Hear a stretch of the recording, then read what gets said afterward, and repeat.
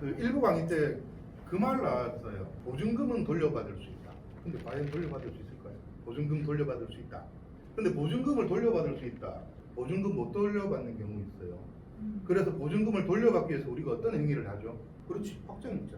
근데 확정일자를 받으면 보증금도 돌려받을 수 있을 것 같아요. 내가 임대한 건물이 경매나 공매 처분이 당하면 변제 우선순위라는 게 있어요. 첫 번째 뭘까요? 첫 번째 세금, 국세. 예. 나라에 세금 먼저 뽑아가요. 예, 그런 순위가 있다고요. 예. 순위. 예를 들어 건물주가 국세 체납이 돼 있어요. 예, 그럴 경우에 세금부터 가는 거예요. 확정일자를 받았다고 해서 이 보증금을 돌려받을 수 있는 게 아니에요. 작년에 상가임대차보호법이 개정됐어요. 이제 점점 세입자 편에서 서려고 노력을 하는데 아직도 멀었어요. 더 세입자 쪽으로 와야지. 그러니까 소통 잘해야 되는 거고. 울산 같은 경우에는 환산보증금 정도는 계산할 줄 알고 가야 된다. 보통 우리가 임대차 계약을 하면 이렇게 계약하죠. 보증금 5천만 원에 월세 100. 얘의 환산보증금은 얼마일까요? 이게 환산보증금이에요.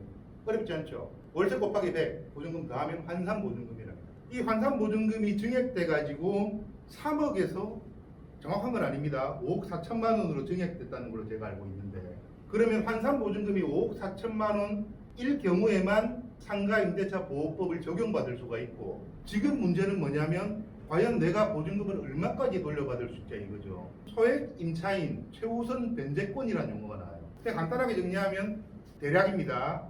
울산 같은 경우는 2천만 원 안 돼요. 최악의 상황이 발생했을 때 확정일자를 받아놓고, 그러면 내가 돌려받을 수 있는 돈은 그 소액 임차인 최우선 변제권에 근거해서 2천만 원이 안 됩니다. 그러면 보증금 얼마 걸어야 될까? 창업하려면. 그 사실을 알고 있으면. 1,800이요. 그렇죠. 많이 걸어 2천 걸어야지. 그럼 다 돌려받을 수 있잖아. 1억씩 걸면 안 돼요. 요거는 제가 오늘 강의 때 원래 설명 안 하려고 했는데 일부 때 나와가지고 한번 짚어야 될 거예요. 이 1,500에 대한 금액은 우선순위를 초월한다는 거예요. 경매 공매에 들어가고 국세 체납이 아무리 건물주가 많아도 이 돈은 먼저 줄게 이 소리거든요. 그 돈만큼은. 그냥 그런 사실을 알고 보증금은 임대차 계약 중요하거든요. 임대차 계약하기 전에 지난 강의 때 했던 거, 나의 과세 유형을 먼저 결정하고 임대차 계약을 하자. 간이과세가 과연 가능한지, 간이과세가 얼마나 유리한지는 우리가 이미 이해를 했단 말이죠. 1부 때 도서관에 책이 이렇게 맞죠? 빌려보면 된다. 제가 오늘 새로운 책을 하나 들고 왔거든요. 이거 제가 쓴 책인데 이건 세무책이 아니에요. 제 소개를 조금 더 하자면, 제가 20년 동안 사업을 했는데 사업이 잘 됐어요. 한 번도 실패한 적이 없어요. 처음에 식당부터 출발해서 옷가게도 했었고 유통사업을 좀 크게 했어요. 그러다가 2015년도 8월 달에 부도가 났어요. 부도 금액이 한 30억 이상은 분명히 될 것 같은데 큰 부도가 났어요. 뭐 제 잘못으로 부도가 났겠죠. 일단 가장 큰 잘못은 그거예요. 나의 욕심. 한 달에 1,000만 원 벌면 괜찮지 않아요? 순수익으로. 1,000만 원 벌으니까 만족이 안 돼. 더 벌고 싶어요. 남들이 봤을 때는 좋은 집에 좋은 차에 너무 부럽지. 내 만족이 안 되는 거예요. 난 더 좋은 차를 타야 되고 더 좋은 집에 살아야 되는 거예요. 욕심의 끝은 망하는 거다. 쫄딱 망했어요. 쫄딱 망해가지고 2015년도에 쫄딱 망해서 2018년도에 정작가를 만났어요. 일부 강의 때 정작가를. 그래서 제 인생이 바뀌었어요. 그 내용을 담은 책이 이 책이거든요. 기존의 어떤 재기 관련한 책하고는 좀 성격이 다를 거예요. 한 줄로 요약하면 여기 도서관이잖아요. 독서로 재기하다. 저 책 많이 읽어서 재기했거든요. 일부 강의 때 한 달에 책 한 권, 뭐 5권, 제가 한 1년 정도, 한 달에 한 20권, 25권 읽었거든요. 그렇게 한 1년 정도 읽으니까 인생이 바뀌었어요. 제가 직접 경험한 거니까. 저 도서관 책 살 돈이 없어가지고 도서관 저 거의 매일 갔어요. 도서관 오는 거 너무 좋아하고. 도서관 대출 한도 다들 아시죠? 1인당. 저는 10권씩 돌려봤어요. 아내 카드 있잖아. 내 카드 5권 항상 맥시멈. 아내 카드 또 5권. 10권. 10권을 계속 돌렸어요. 10권을 항상 대출 한도까지 차가지고 한 권 읽으면 반납하고 또 돼요. 거의 매일 도서관을 갔어요. 1년 그렇게 생활하니까요. 제가 책을 이렇게 많이 쓰고 또 이렇게 나와서 떠들고 강의하고, 저는 이런 인생을 살 줄 몰랐거든요. 근데 제가 도서관에 가게끔 만든 장본인이 일부 강의했던 정평 작가. 정평 작가가 강의하는 내용을 처음에 저하고 둘이 만나면 매일 그 소리예요. 본인의 철학이 그러니까 외진데 가서 해. 마케팅 필요 없어. 손님을 버려. 저게 무슨 말 같지도 않은 소리를. 내가 저 인간을 계속 만나야 되나. 근데 참 고맙게도 계속 만나게 됐어요. 예? 연인이잖아요. 완전 은인이죠. 저 어디 가면 생명의 은인이라고 해요. 내 인생을 바꿨어요. 근데 계속 어떤 이유에서인지 모르겠는데 계속 만났어요. 계속 거의 매일 만났어요. 지금은 이제 한 2년째 거의 매일 만나고 있는데 지금은 제가 더 이렇게 저는 아예 점포 창업하지 말라고 하니까 그거 왜 하냐고. 1년 동안 책만 읽어도 저만큼은 되는데 정은평 작가의 일부 강의가 근데 한 4주차까지가 재미없어. 왜냐하면 이상한 소리 하거든요. 그 느낌을 저는 알아요. 저도 경험해봤으니. 세무 강의는요 그닥 중요하지 않아요. 어떤 지식이나 상식이 조금 업그레이드 된다 이 정도지. 일부 강의를 귀담아 들으면요 인생이 바뀌어요. 저처럼. 그래서 제가 일부 강의는 너무 중요하다. 일부 강의가 1시간 반 정도 하면 좋겠고 세무 강의는 한 30분 요약해서 했으면 참 좋겠는데 부가가치세가 언제 생겼을까요? 박정희 대통령 때 부가가치세가 생겼어요. 그때 신용카드 있었나요? 없었어요. 현금, 무조건 현금 거래. 그 당시 때 부가가치세법이 만들어졌다고요. 세법은 매년 개정됩니다. 큰 줄기는 안 바뀌어요, 잘. 세율이 갑자기 부가세 세율이 10%가 막 5%로 되고 20%로 되고 이런 일은 거의 생기지 않아요. 그 당시에 세법이 만들어졌다는 걸 염두에 두고 있어야 돼요. 그러면 부가가치세는 매출세에서 매입세액을 빼는 거다. 그래서 매입세액이 중요하다. 얘가 많아져야 세금이 내려가니까. 그러면 도대체 나는 사업자 등록을 해 있고 내가 돈을 막 쓰면 막 빼주는 거야. 안 빼준다니까. 그래서 이번 강의 때 제가 적격증빙에 대해서 강의를 할 거예요. 적격증빙. 적격증빙을 수취해야만 빼줘요. 근데 적격증빙을 이해하기 위해서는 제일 먼저 이해해야 될 게 세금 계산서를 이해를 하고 있는 거예요. 세금 계산서가 뭘까요? 그러면 질문을 한번 바꿔볼게요. 세금 계산서가 왜 필요할까요? 왜 필요할까요? 세금을 내기 위한 자료. 그렇지. 빼주려고. 막 빼주면 참 좋을 건데 세금 내려갈 거니까 세금 계산서를 받아야만 빼줄게 이래야 될 거예요. 박정희 대통령 시절에 빼주는 조건이 세금 계산서를 받아와. 그러면 빼줄게가 돼요. 그래서 세금 계산서를 뭐라고 부르냐면 사업자끼리 주고받는 영수증이라는 표현이에요. 사업자끼리. 사업자와 사업자는 현금을 주고 물건을 사면 영수증을 받죠. 영수증 주는 게 아니고 세금 계산서를 줘 이래 된 거예요. 돈 주고 물건을 사면 세금 계산서를 받아. 왜? 그래야 빼줄 거야. 이해되시죠? 그게 다예요. 근데 제일 중요한 우선 조건은 사업에 관련된 지출이에요. 간혹 이런 질문 들어와요. 애 학원을 빼줘야 되는 거 아니에요? 이 제일 첫 번째 세무상식이 없어서 이런 질문이에요. 사업에 관련돼 이게 제일 중요한데 이걸 모르니까 그런 질문을 할 수밖에 없죠. 애 학원 보내는 거랑 내가 닭 튀기는 거랑 무슨 상관이 있죠? 국세청 공무원이 보면 안 빼줘. 맞죠? 사업과 연관성이 없으니까. 제일 중요한 건 사업과 연관성이고 그 다음에 형태라 그랬죠. 형태. 세금 계산서를 받아와. 그래야 빼줄게. 그런데 세상이 바뀌죠. 어느 날 플라스틱 신용카드가 나왔어. 그래서 세법이 어떻게 개정됐냐면 사업자 본인의 신용카드로 사업에 관련된 지출을 하면 그것도 빼줄게 된 거야. 많이 빼주면 좋으니까. 현금 영수증 어떻게 할 건데? 현금 주고 나는 플라스틱 신용카드 쓰기 싫어. 애초에는 세금 계산서만 빼줄게. 현금 영수증도 인정해줄게. 그래서 적격증빙의 형태는 세금 계산서, 사업자 본인의 신용카드, 그리고 현금 영수증을 끊을 때 지출증빙으로 끊어야 됩니다. 사업자인데 핸드폰 번호 불러주면 안 돼요. 사업자 번호를 불러줘야 돼요. 소득공제용이 아닌 휴대폰 번호 불러주는 거는 연말정산할 때 소득공제용으로 쓰는 거고 내가 사업자 등록증이 있으면 사업자 번호를 불러서 지출증빙 현금 영수증을 끊어야 돼요. 그래야 뺄 수 있단 말이에요. 내 사업자인데 내 세무상식이 없어가지고 현금 영수증 발행을 딱 휴대폰 번호 불러줘서 어떻게 홈택스 들어가면 바뀌어져요. 현금 영수증 용도 일괄 변경이라는 골 안에서 바뀌어집니다. 적격증빙에 대해서 이해되시죠? 애초에 출발은 세금 계산서예요. 간이과세가 너무 유리하다 그랬죠. 1, 2부 강의 때. 그런데 간이과세자들이 핸디캡. 간이과세자들은 세금 계산서 발행을 할 수가 없어요. 법으로 그렇게 만들어놔요.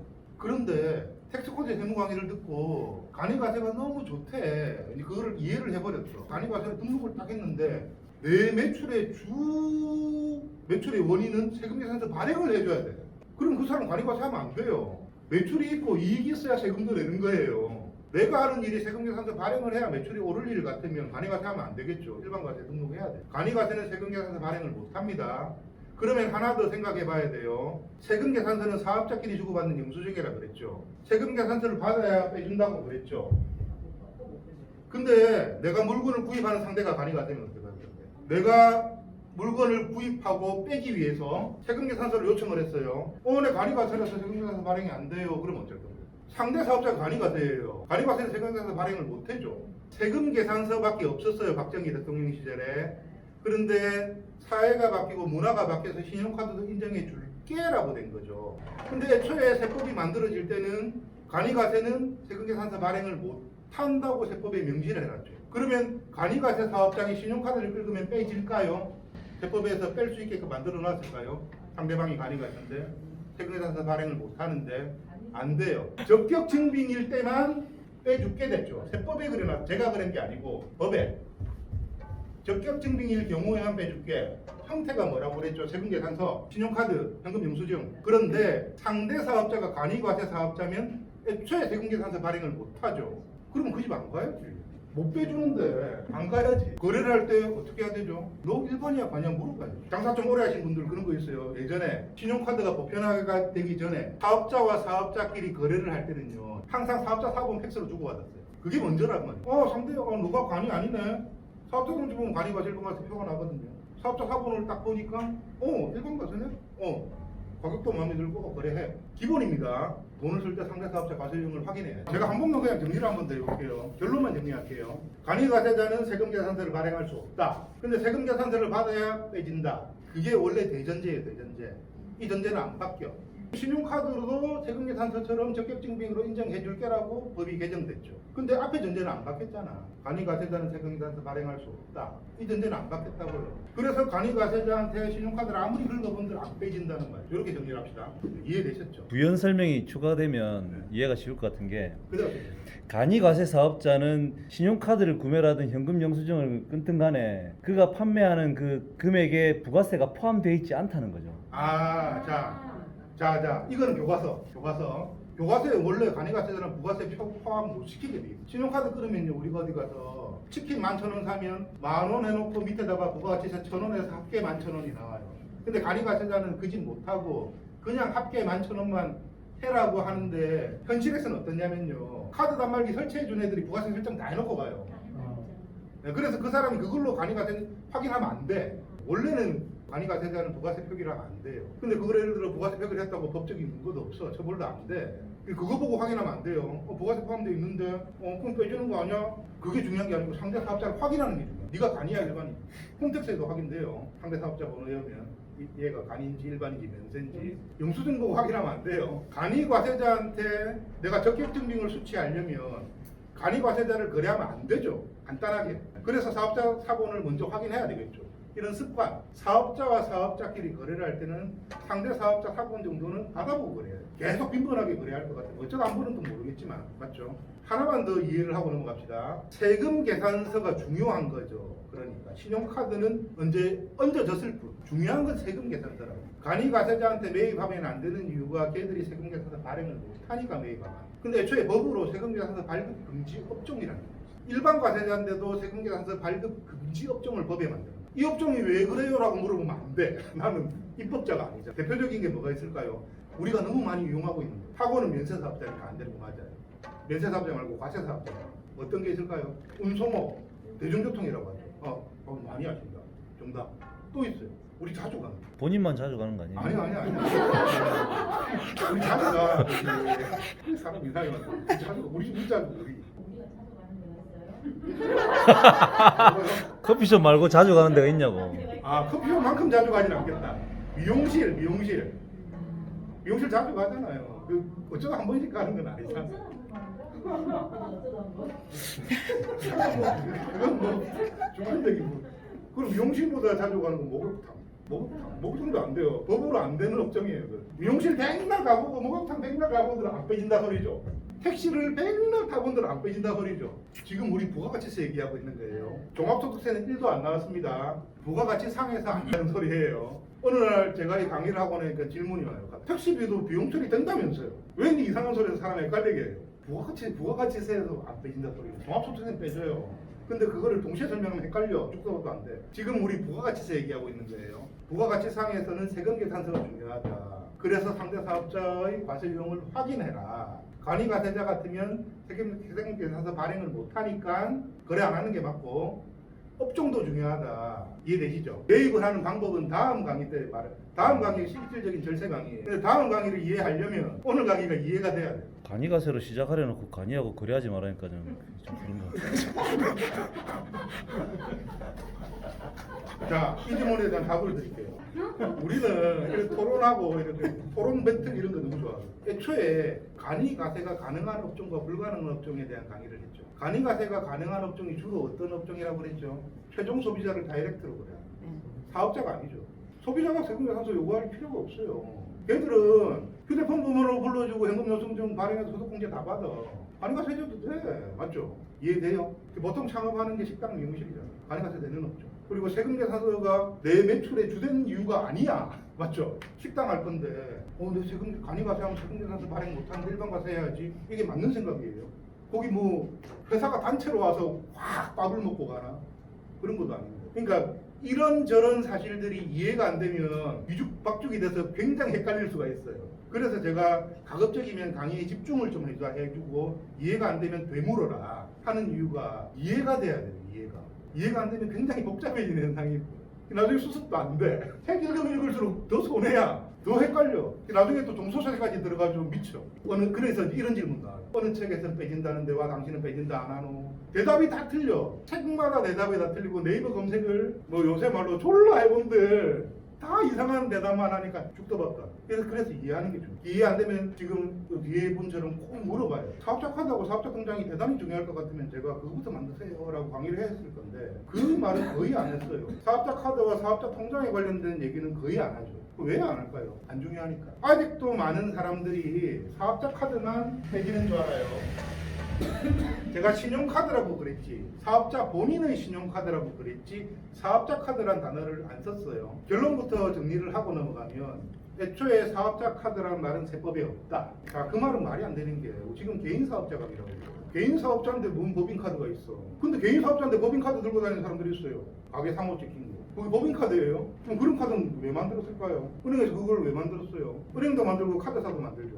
그리고 TV 광고도 해요. 사업자라면 국민 이런 카드를 쓰세요. 뭐 이런 식으로. 이게 넘쳐나다 보니까 사람들이 그래. 저걸 써야 뭐 깨지는구나. 전해가 되잖아. 사업자 카드란 말은 애초에 세법에 없어요. 그러면 그 용어를 누가 만들었냐면 카드사 은행이 만들었어요. 왜? 마케팅의 일환. 그래야 카드 발급 많이 되고 그것만 또 무지한 우리 사장님들이 졸라 쓸 거죠. 사업자 카드를 써본 사람은요. 사업자 카드 치고 혜택 많은 카드 없어요. 개인 카드가 혜택 더 많아. 뭐 무이자 할부가 됐든 캐시백이 됐든 뭐가 됐든 마일리지 적립이 됐든 사업자 카드는 할부도 안 돼. 마케팅 한다 마케팅. 그리고 무지하기 때문에 당하는 거죠. 우리가 무지하게. 그래서 제가 조금만 배우죠. 조금만 알면 사업자 카드를 굳이 왜 만들까? 제가 말 안 하지. 사업자 본인의 신용카드는요. 다 빼죠. 전제 조건은 사업에 관련된 지출. 두 번째, 상대 사업자 확인 기억하시죠. 그리고 세금계산서가 발급 안 되는 업종은 안 되고 이런 것들은 부가적으로도 알아놓죠. 사업자 카드는 중요한 게 하나도 아닙니다. 안 만들어도 돼요. 사업자 본인의 신용카드면 다 빼죠. 큰 전제 조건만 충족하면 사업에 관련된 지출이면 다음 강의 때 제가 신용카드 활용법 강의를 해드려요. 이거 알아놓으면 굉장히 편해요. 세금계산서한테.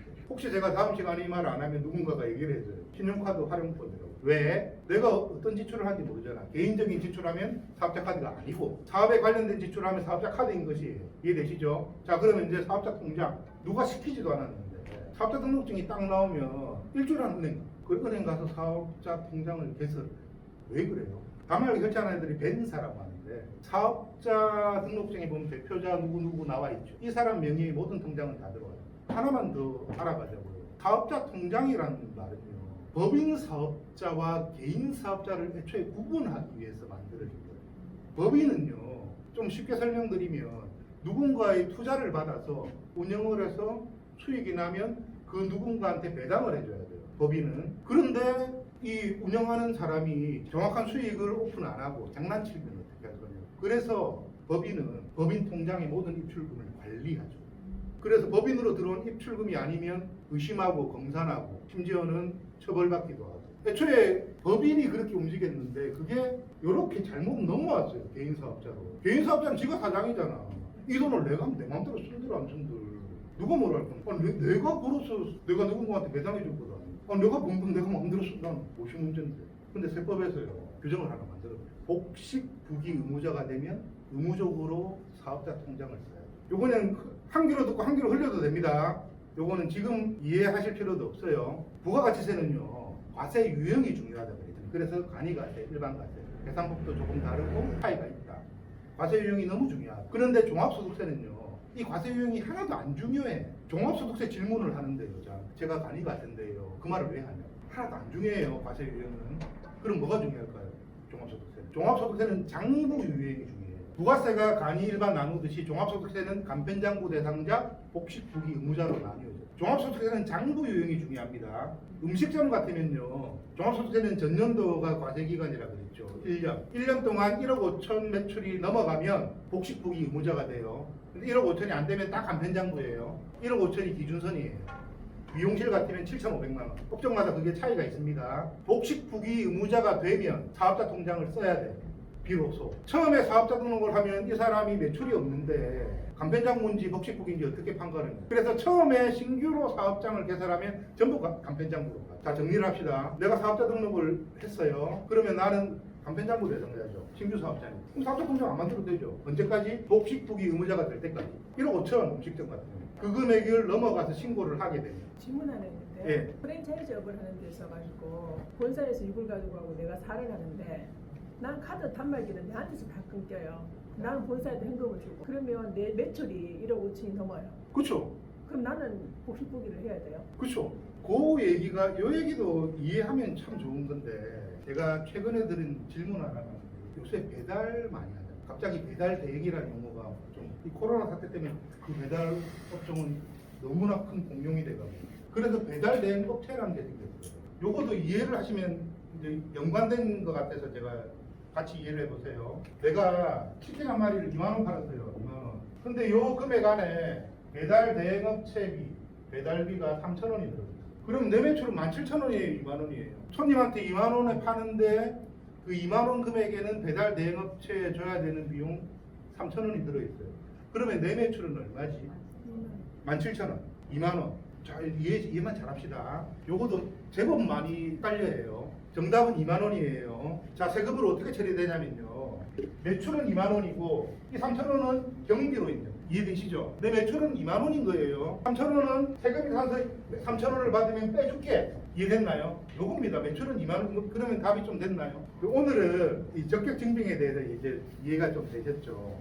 다음 강의가 이제 어떻게 보면 텍스코드 강의의 백미인데 적격 증빙이 뭔지 이해를 했단 말이죠. 그러면 내가 일반 과세일 경우랑 내가 간이 과세일 경우랑 돈 쓰는 방법이 다릅니다. 여기서 돈을 많이 벌 수가 있어요. 그걸 다른 말로 절세라고 하죠. 다음 강의가 굉장히 중요하고 다음 강의 역시나 이해만 잘하시면 얼마든지 활용할 수 있는 게 넘쳐나니까 다음 강의 때도 오늘처럼 이렇게 적극적으로 소통하고 있습니다. 감사합니다.